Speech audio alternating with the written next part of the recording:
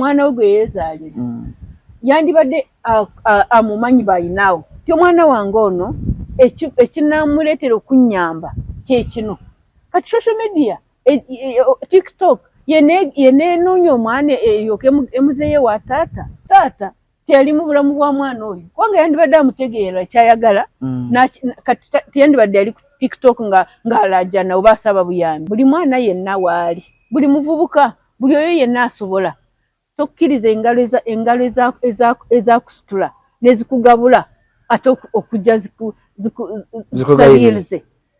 Mu luzungu ate nkyagala nnyo kigamba nti the hands that fed you should never beg you. Engalo ezakugabula tezina kukusabiriza. Maama w'omuwala ono yonna gy'ali bw'aba nga ye yasigala nga muwala we amuyamba ajjukize muwala we nti yeetaaga taata we kubanga tewabaawo muzadde omu. So ne maama bw'aba nga agamba nti mwana gwe taata we muleke mubi nnyo nakyo kibi. Naye gwe mwana olina obuvunaanyizibwa okuba ng'olabirira bazadde bo bw'oba weesobola. Leka abazadde bo bakubiisaawo ne bakukola ekyo ky'oli, bakugabula, bakusitula, bakusomesa oba oli awo. No bwe baba tebakusomesa kasita gw'oli mukulu ekikulu bakujja mu bulamu bwabwe ne bakutuusa ku ddaala kati oli mu nsi weekolera bibyo. Nsaba omuwala oyo yenna gy'ali bannange komawo tuuza taatawo omubuulire kyakuluma ku kwawukana kwe ne maama. Mbaniriza ku Investors Protection Unit olunaku olwaleero Nyina Stickman mu Sudan. So right ndine Kano Edith Nakalema musajja wa Kabaka. Yes. Mbadde mbasaasoka babuuzeeko ate nange mukuliseeyo gye twali nga tunakinga akatabo kaffe. Basebo ne bannyabo abatulaba n'abatuwuliriza mikwano gyange baganda bange ne bakadde bange yonna gye muli mbasamu ekitiibwa. Njagala kugamba nti Katonda omulungi atalemwa ate atasobya abawe essanyu mu byonna abafiiriddwa abali mu bulumi Katonda atalemwa abagumye mu bulumi bwe mulimu. Mu State House muno twafiiriddwa abadde Senior Assistant Secretary waffe omwami Sarongo Jezaho nze nganze yannumye nnyo kubanga twamusanga mu State House nga musajja ayagala buli omu nga musajja wa buweereza bulungi. Nze mbadde muyita ne menta wange so bambi nsaasira baana ba Sarongo Fred Jezaho yatulumye jjo twabadde mu funeral service saasobodde kugenda baziika Nceru kunjiri. So nkimanyi naawalala wonna wali abafiirdwa Katonda abagumye naye abayise mu buzibu abali mu kusanyuka musanyukire wamu. Kyetaaga nti ensi eno tugikwatire wamu. Abali mu ssanyu tubasanyukireko, abali mu bulumi tubalumirweko, tubazeemu amaanyi nti Katonda takyuka abeerawo buli mbeera yonna. So tuli wano ate okwogera ku katabo ke twalonkinga nga 7 omwezi guno gwennyini lwali Lwakubiri. Lonki yabeera nnungi nnyo. Njagala kwebaza bonna abaatuwagira, abaagula akatabo, aba provisions.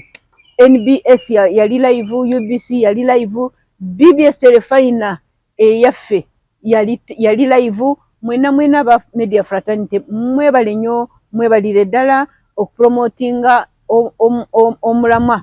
Nze kati gwempulira nga guli munda munze mu mutima ogw'obuzadde obweweddeyo intentional parenting, intentional fatherhood.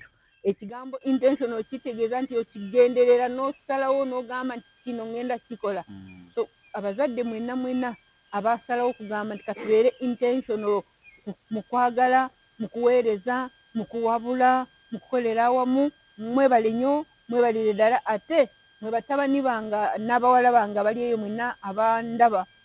Njagala kusaba buli omu waali abeere intentional mu kwagala kubanga bw'oyagala nga waliwo ng'osazeewo nti kanjagale omuntu ono gwe njagadde mujjamu ekirungi. Buli muntu yenna ku nsi kuno waliwo ekirungi ekimulimu. Okwagala tekulemwa.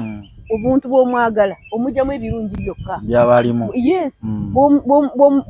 Bw'omuwalana n'omutabula n'omubonyaabonya era ojja kulaba sayidi embi. So okwagala kintu kikulu, tusalewo twagale, naye abazadde tubeere mu bulamu bw'abaana, tube okwagala kuno okuli presenti. Ensonga eyo gye njagala okwogerako leero.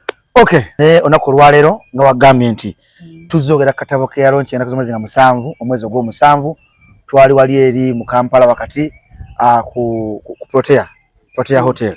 Kano wayita abagenyi baali bayitirivu, omwali ne Vice President w'eggwanga Uganda, ono wamutukweka yajanga surprise kubanga fena abaali awo twasuubira Vice President kubanga ye mugenyi omukulu. Afande, how did you connect up ne Vice President? Kwa wasinga muna bakyewuunya bagamba oli lady in service ate Vice President mukwano gwo bagamba Vice President mukwano gwo ate nga oli mu service. Kijja kiti ekintu ekyo ka nkinyonyoleko naye nga ninamu ka reservation. Omuntu bwabanga already Katonda amuyimisiza ye Vice President yowokubiri kuvira ddala ku ntiko. Kansooke njogere nti ekisooka Vice President Her Excellency Jessica Apel Alupo, Vice President wa Republic of Uganda, yajja mu capacities bibiri, yajja mu capacities wankiyite ki mu Luganda, ebiti bibiri, yajja mu biti bibiri. Yajja nga to represent nga akiikiridde President His Excellency General Yoweri Kaguta Museveni, kubanga mu katabo kange mpandiika bulungi chapters ziri bbiri nti President Yoweri Kaguta Museveni is my second father, tata wange wokubiri, kubanga kyendi kyonna mu public mu buweereza bw'abantu President Yoweri Kaguta Museveni yakikoze.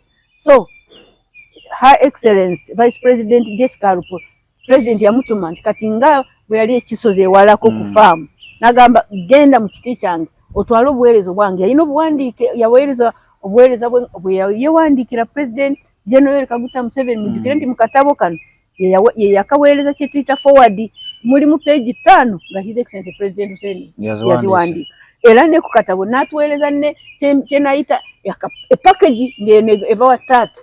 So Her Excellency President Vice President Jessica Alupo yakiikirira President mu kifo ekisooka.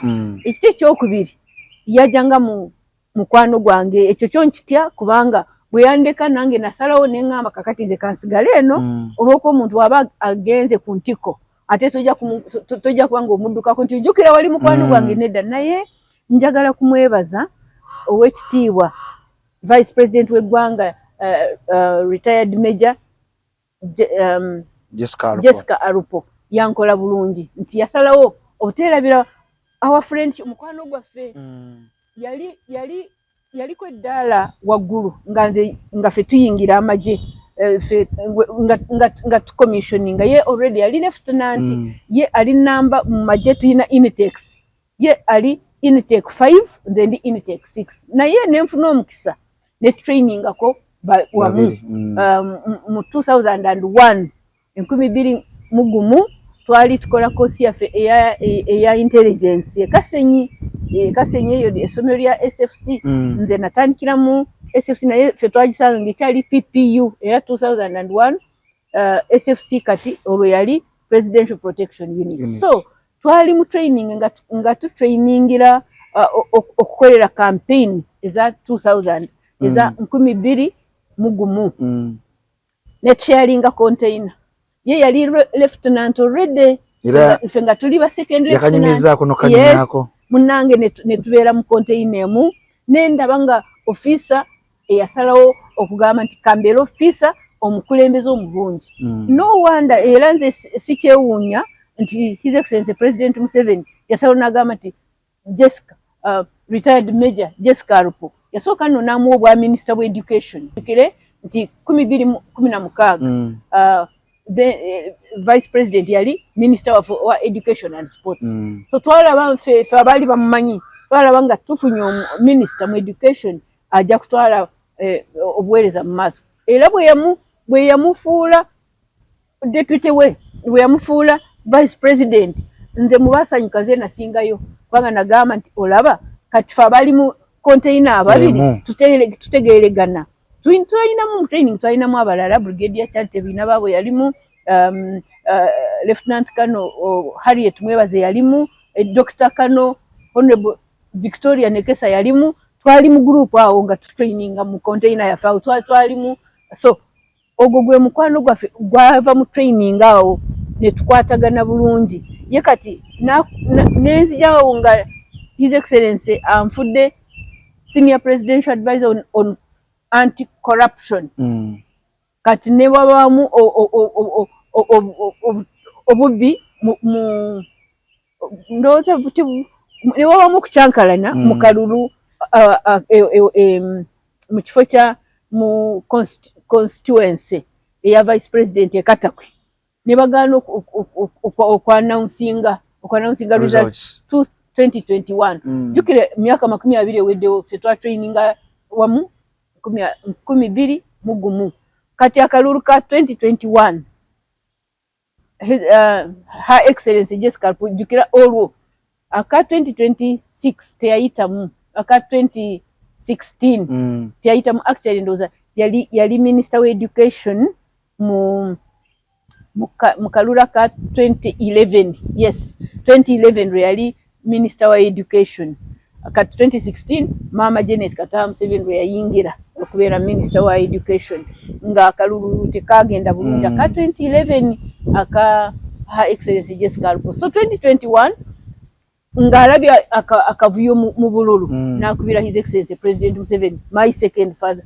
namugambe byali ekata nga tebigenda bulungi mu byakalulu at president nankubire sumu nangamba mangu nyo kubira mwala wange omulala Jessica Arupo akubulira ebibaddeyo mu kalulu cyali kiro already zali zigenda musawa ndoza zali zigenda musawa nyeze ekiro era nali sinakuba nga nakubira nze namukubira nimkwede mugamba His Excellency President yangambe ongambe byomugambi nangamba bwe yangamba bwati jukira fe tuyina echafe chedda nakubira returning officer Ekatakwe yali ku station ye ne mugamba sebo echaka abalala bonna mu region yes Teso sub region abantu bali mukulanga kalula abalala bajjaguza kike kiri eyo ne mugamba nga head of anti-corruption unit ne team yange tujja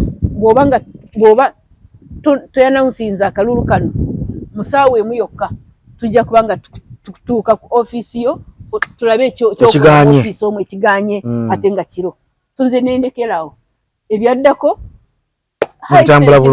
nga already naayita bulungi nnyo yatugamba ffenna mwaliwo nti akalulu yasinga opponent we nga amusinza obululu obwayita mu mutwalo ogumu lero kiraba kyali obvious bali bagenda kumubba naye nze kwolwo nali nkola mulimu mujukire nali nwani twaza anti-corruption era nga nwanira obukenuzi so nze samanyi mukama ayagala kukolesa ekyo ayitemu bulungi ajja fuuke Vice President kati nange nfuna omugenyi omukulu gwomuntu Vice President yajja nekashali natuula ku lumbe lwa taata kuziika ne tuziika naye so Her Excellency Vice President of the Republic of Uganda Jessica Arupo nze mutendereza nnyo era ffenna family tumuwa ekitiibwa tumwagala tumusabira Katonda amwongere emikisa emingi kubanga bangi betuweereza n'ebinene n'omwonye kyandibadde rere kyamumajjako n'obulamu natajjukira naye kati Vice President mu kitiibwa kye kati nga Vice President okujja n'aweereza obujulizi ku book launch yange n'atuula akawungeezi konna netukwataganako mu yalwawo yavaawo nga netukwataganako mu kafuba kyankola bulungi famire kyakola bulungi ab'emikwano Katonda mwongere emikisa amina awo no wenyini kano akatobo kaneno abasinga bakala bakamanyi kano Edith Nakalema my father and I the power of intentional fatherhood chemanyi kalina chapter 17 zenkebeddeko ko kano abatulaba ne bafaani bo bandagadde okumanya chapter kimwezi chapter 17 yogamba enajiwandiika ne yansigalamu era ngogamba ndi muntu aguza katabo kano musaba agenda ashiyaliye ku chapter eno alabe buli chapter ezo zona chapter ezo 17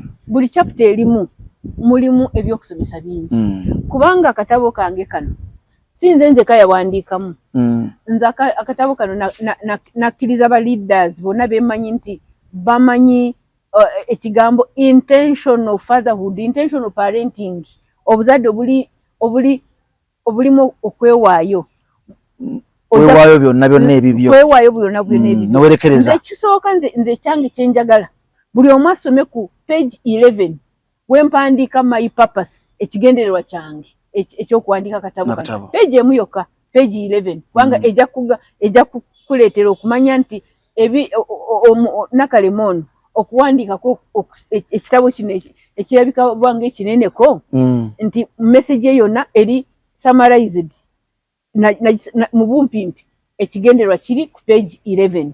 Ekyokubiri, nze chapter gyenjagala buli omu asome era ngiyita intentional fatherhood.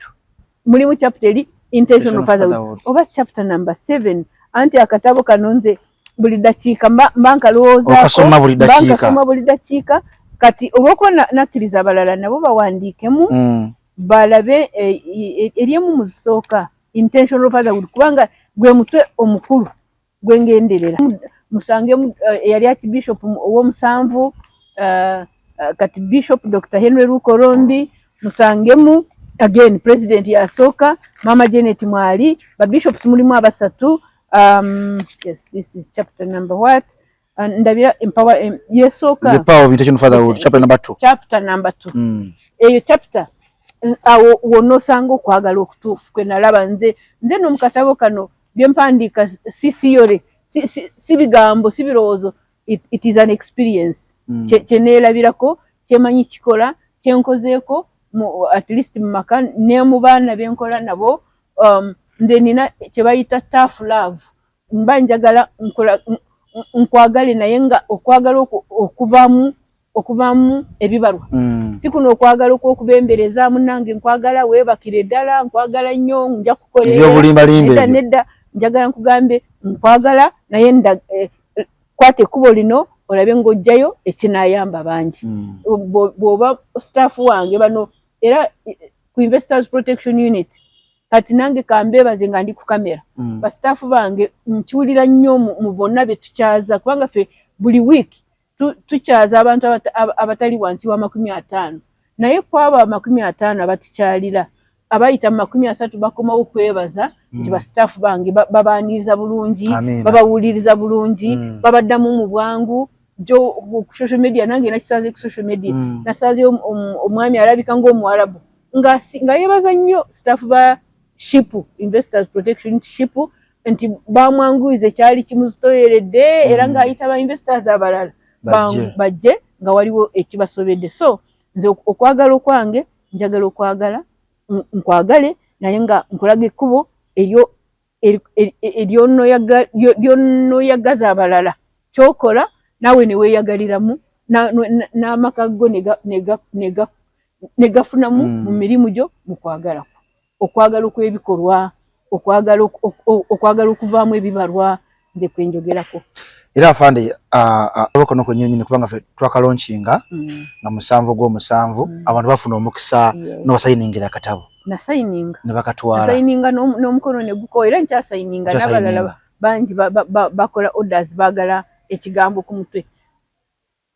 Kusayininga kwange kwe tuyita autograph. Buli yenna gwe mpandiikira olw'okuba bangi actually okwogera amazima kati ndina mukoowu kubanga okuva olwo nga 7 nsiiba nsayininga obutabo, buli omu ayagala message yange n'omukono ogwange. Ate munnange message byonna bye nawandiika nze nabiwandiika organically, naye olw'okuba biri typed omuntu agamba mpa message yo autograph my book. Mulimu ebigambo 3, kambiteeke mu Luzungu, mujja kumpabula tubiteeke mu Luganda olulungi. Mu message gye mpeereza mu katabo bwe mba wakuwandiikira omuntu omuto n'omukulu, bawandiikira nti Katonda atuyambe tukuze omulembe ogunaakulembeza character nkiyita ki? Yasini character. Yasini nti Katonda atuyambe ffe abali bakyawadde obulamu tukuze omulembe ogunaakulembeza eneeyisa okusinga comfort, okusinga comfort nkiyite ki Masembe? Comfort. Obutebeekevu. ndi mutebenkevu okutebenkera so nti tukuze omulembe nga mukakamu okusinga tukuze omulembe. May God help us. Kansoke biteke mu Luzungu mujja kunyamba Yasini Masembe ne mulamuzi munfune ebigambo. So nze kanjogere mu Luzungu nti may God help us to raise a generation that is going to treasure character more than comfort, to treasure purpose more than possessions, to treasure presence more than presence. Yebye bigambo ebisatu. Character more than comfort. Eneisa okusinga okubeerawo mu butebenkevu mu kwematiza nti nze ndi bulungi mu kibuga nedda. Character bw'oba toyina character ebyo by'olimu katikati tebijja kubaawo emirembe gyonna. Weetaaga mpisa, weetaaga obuntu bulamu ye character ndowooza obuntu bulamu. Ate purpose nti mukulirize ekigendererwa mu buli kimu kyonna kyokola baamu n'ekigendererwa ekinaleetera omulala omuntu omulala okubaako kyafuna mu kyonna kyopurpose kyosazeewo okukola. Purpose more than possessions nti ngenderedde ki mu kino kyenkola okusinga byenfunamu possessions. So a purpose is more important. Lwaki okola kino? Nkikola olw'okuba njagala bonna benkola nabo, njagala bonna bempeereza mu buweereza ffe abali mu public service, njagala bafunemu bwekiti ensi yaffe etebeekane etereere mu kifo ky'oku amassing wealth ku bibyo, mu kifo ky'okunoonya ebibyo eby'obugaga ebinaakusanyusa n'amaka go, kubanga bw'otosalewo okulaba nti buli kyokola kiyamba bangi n'ebyo ebibyo by'oyita ebibyo bali abangi abayindi mu bwetaavu either bajja kubibba oba bajja kubitta oba nawe tebijja kukusanyusa, kubanga omuntu omu tosobola kusanyukira wakati w'abannaku.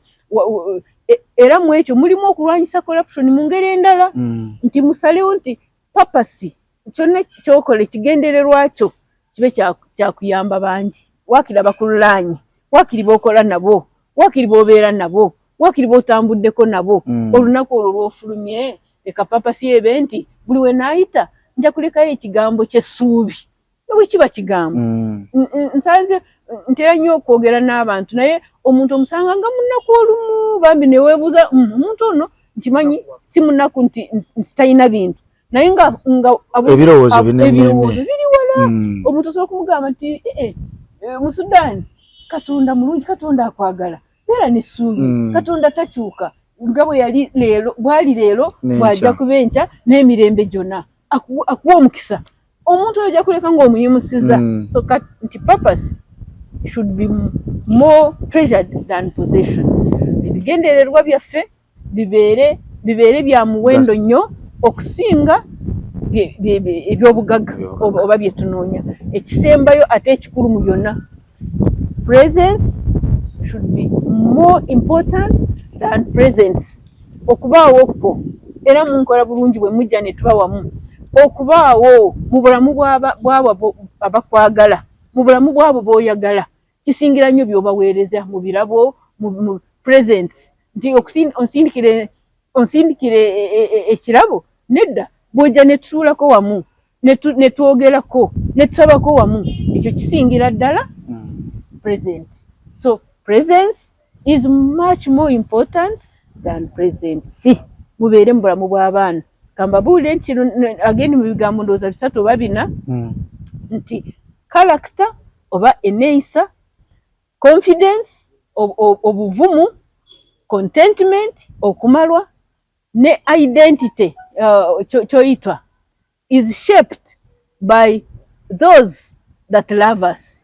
Abo abatwagala, abaana bano betwagala ffe abazadde, mwe abazadde mwe abaana abantu be mwagala muba mu shaping character. Character is shaped more by the people who love us. Nti kyetuli kikolwa abo abatwagala. Bannange okwagala teri kikulema, okwagala kubeereko emirembe gyonna, kubanga okwagala kuleeta okumalwa, kuleeta eneeyisa ennungi, okwagala tekulemwa. Omuntu ng'omwagadde tasobola kukuba, omuntu ng'omwagadde tasobola kukutta, omuntu ng'omwagadde ajja kukukolera ekyo naawe ekinaakusanyusa. Twagalane, tutwale ensi yaffe mu maaso, tubeere bulungi, Katonda awaabwe ekitiibwa. Awo nyini tukyali katabo My Father and I, eno emboozi yaffe esembayo engeri gy'ogenda.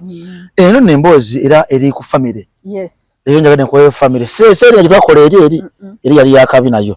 Neno ekyo ekimu. Omuyimbi ono bagamba maama ne taata bafunamu ko obutakkaanya ne baawukana. Taata alina kyaki gy'asomba. Naye omwana abadde nnyo mu bulamu bwa family ya maama ne taata before kubanga baawukana. Naye kati mu kwawukana taata yazze ku online oba ku TikTok ng'ali mu kusaba asabiriza obuyambi. Naye ng'omwana we y'omu ku bayimbi abasinga okuyimba emikolo mu Uganda abasinga okufuna ssente nnyingi. Mu kino kyonna taata ovaayo saba ssente, abantu bonna beebuuza lwaki taata yavuddeyo nasaba ssente ku online okwetyoboola ate ng'alina muwala we ow'amaanyi. Mu information gye twafunye ku ground mbu muwala we yagamba taata we taata nze okukuyamba omala kuddingana ne maama. Taata n'agamba nze sijja kuddingana ne maama kangende ku TikTok nsaba obuyambi. Kubanga wagambye father, intentional fatherhood. Ekisooka actually ekyo mulimu abazadde bombi mu story eyo. Sijja kugenda mu mannya oba taata oba maama oba kyenjagala okubuulira abatulaba n'abatuwuliriza kiri nti TikTok oba social media platforms zonna tewaliwo kizibu kyezisobola okusolovinga. Ekyo bannange tukyetegeereze. Ffenna nange kenyini afunye omukisa nfunemu abajja ne mu sharinga nange messages nembako ekigambo kyentuma ebweru. Sisobola kuleeta kizibu kyange nti nkiteeke ku TikTok abantu bannyambe. Ndowooza taata oyo eyakoze ekyo nkyamu nnyo kubanga omwana we gwe yeezaalira yandibadde amumanyi bayinaawo ti omwana wange ono ekinaamuleetera okunnyamba kyekino. Kati social media TikTok yeneenoonya omwana eryoke emuzeeyo wa taata. Taata yennyini yandibadde anoonya omwana we kati nze mu ekyo kyenzigyamu kiri nti taata teyali mu bulamu bwa mwana oyo kubanga yandibadde amutegeera kyayagala kati teyandibadde yali ku TikTok ng'alaajana oba asaba buyambi. Kikyamu nnyo okukwata amakaago n'ensobe z'abaana bo oba n'omukazi wo n'omukyala wo oba n'omwami wo obitwale ku social media. Ekyo ndowooza naakakyogerako emirundi mingi nti social media emenya bumenya kubanga waliwo ettima, waliwo obutaagaliza, of course waliwo n'abawa ideas ennungi nabo kwebali. Naye social media tesobola kubeera nti ekuwa solution genda sebo okay bw'aba yagenze ku social media okusaba obuyambi nakyo kikyamu. Bamuwadde pikipiki beebala bamuwadde naye ndowooza singa yabadde amanyi mikwano gye n'abatuukirira n'abagamba bannange kizibu mulabe bwe munnyamba naye okutwala obwereere bwe social media ate nga blaminga mwana we gwe yazaala obaoli awo naakuza. Nedda kitegeeza teyali mu bulamu bwa mwana. Kakati abaana nali nabagambako buli mwana yenna waali, buli muvubuka, buli oyo yenna asobola. Tokkiriza engalo ezakusitula nezikugabula ate okujja zikusabirize. Mu luzungu ate nkyagala nnyo kigamba nti the hands that fed you should never beg you. Engalo ezakugabula tezirina kukusabiriza. Taata newandibadde ali mu nsobeeze yawukana ne maama oba oliawo ne maama ali mu nsobe saagala kusala musango simanyi lwaki baayawukana. Naye gwe mwana olina obuvunaanyizibwa okuba ng'olabirira bazadde bo bw'oba weesobola. Leka abazadde bo bakubiisaawo ne bakukola ekyo ky'oli, bakugabula, bakusitula, bakusomesa oba oliawo. Nobwe baba tebakusomesa kasita gwe oli mukulu ekikulu bakujja mu bulamu bwabwe ne bakutuusa ku ddaala kati oli mu nsi weekolera bibyo. Nsaba omuwala oyo yenna gy'ali bannange komawo tuza taata wo omubulire kyakuluma kukwawukana kwe ne maama oyogereko ne taata wo. Nze taata wange of course ebyo byokwawukana ebyo sibimanyina kubimanya naye ffe twayogeranga ne tukkiriziganya n'olumu munnange ne tudisagulinga naye nga ngambye ebintu bingi olina okuyamba ono mwana wange yamba ono mwana wange yamba ono naye mugamba taata nange waliwo wenkoma sisobola kuyamba buli omu naye nga tulina okutuula wamu twogeragane mubule ekyensobola mubule ekyesisobola. So maama wa muwala oyo gyali yonna omuwala bw'aba ayamba maama yekka naye maama yandibadde amugamba nti yes nze ne taata wo twayawukana naye asigala taata.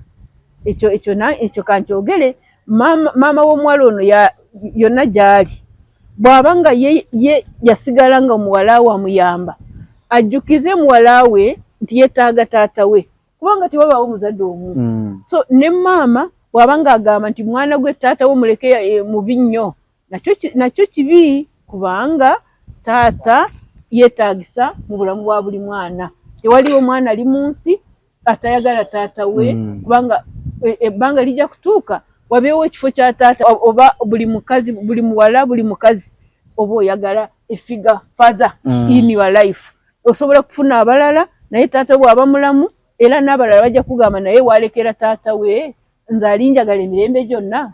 So omwana oyo muwabula nti komawo yogera ne taata musonyiwe ebyamusobako omulabire bw'oba weesobola aleme kusabiriza kubanga naawe kikuwemula muwala we taata we bw'aba nga asabiriza ate gwe nga weesobola kibi nnyo kiswaza temukikkiriza. Ekisembayo taata ne maama wa muwala oyo mubeeko kye mukola mukomewo mu bufumbo bwammwe ongambe nti taata musumba Katonda abayambe mukomewo mu maka gammwe musonyiwagane ensobe zibaawo naye zirondoolwa ne basonyiwa ne zivaawo.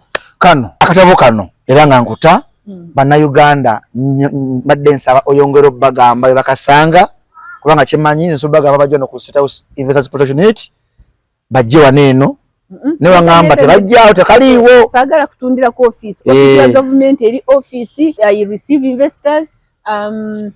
Akatabo kano My Father and I The Power of Intentional Fatherhood kali mu bookshops zonna kati wetwogerera kali mu Alistock kali mu list nga sijina wano kali mu bajita mabirizi. There is a list of bookshops kali ne airport waliwo ku departures. Yes waliwo omuyinda erinnya ndyerabidde naye mu bookshops zonna mwe kali. Ate abo abasabira ku All Saints Cathedral Dean wa Cathedral the very Reverend Dr.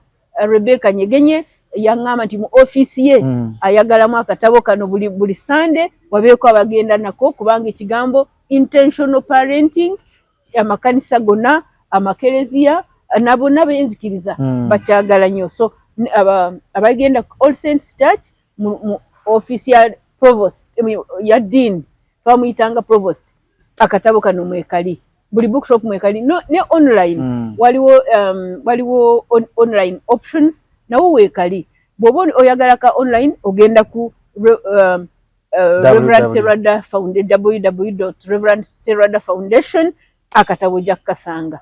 Mbebaza nnyo bananga akatabo mukawagidde abantu bakaguze nnyo naddala ku launch n'abalala bakyakuba masimu orders zijja tuli basanyufu buli sente yonna evaamu eri mu kumaliriza kanisa ennene nnyo eyitibwa All Saints Church Kanyeganyeje Embarara. Taata gye yatugamba tuzimbe kanisa yali instruction yesembayo. So akatabo kano nakawandiika nti kabuulire enjiri eya okwagala abataata ne bamaama okubeera mu bulamu bw'abaana naye kateekeko ne kanisa eyambe community kubanga nze obulamu bwange nasala okubuweereza buweereze Katonda n'abantu be ekitiibwa kimuddire. Mwebale nnyo mwebalire ddala. Kale ze mu Sudaani tukwatagana olundi media kwotusanga ku lwa Katonda n'ensi yange. See you when you see me. Yeah.